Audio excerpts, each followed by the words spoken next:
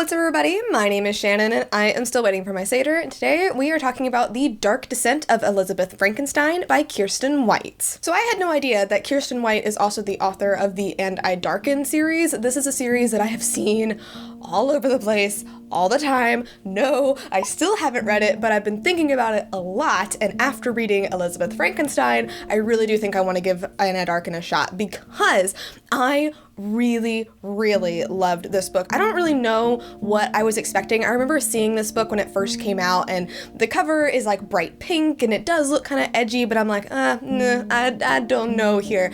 But I thought I'd give it a shot. I listened to the audiobook and I really loved this book. So what I really love about it is actually from the author's note at the very end of Elizabeth Frankenstein, where Kiersten talks about how she knew that she wanted to do a retelling of Frankenstein, but she wasn't sure what angle she wanted to go at it with. And it actually came from her learning a little bit more about Frankenstein's original author, Mary Shelley, and how her life was very much dominated by the men around her. The whole reason she even wrote Frankenstein was because of a dare and all of this.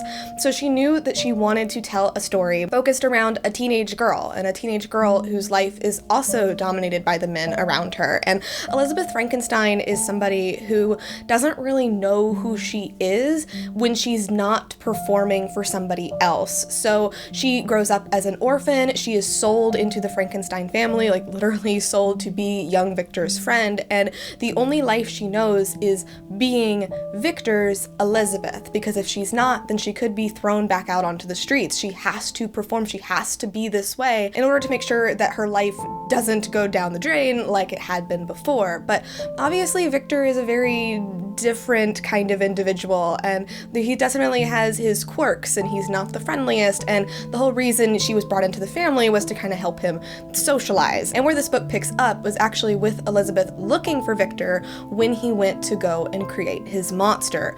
I really love seeing the story of Frankenstein from this perspective, because you know the details, so like you know what's going on, but you see it from this like outsider point of view, with Elizabeth not really being there like when the monster's created, but seeing the like side effects of it, seeing the outcomes, and the way that she has her descent, the way that she becomes the Elizabeth that she becomes at the end of this book is really awesome. And it just felt very empowering. I loved seeing this character, and I loved seeing this look at that Victorian era where, yes, she is her own person, and yes, she doesn't really want to get married, and yes, blah, blah, blah, but she knows that like that's how the world works, so she's using it to her advantage. And also how she excuses Victor's behavior. He's a really weird dude, and he was a really creepy child, but she kind of just doesn't ask questions, and he takes that as she doesn't ask questions, then she just, she won't ask, and I don't have to tell her, and they just keep going on in,